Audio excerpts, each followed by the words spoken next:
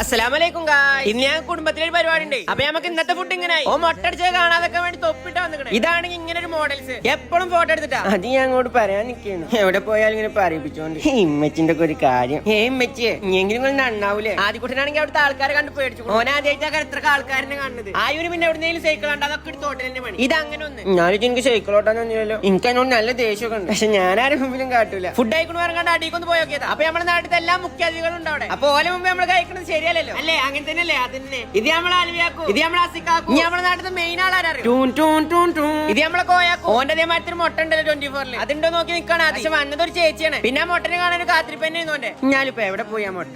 വന്നല്ലോ മുട്ട.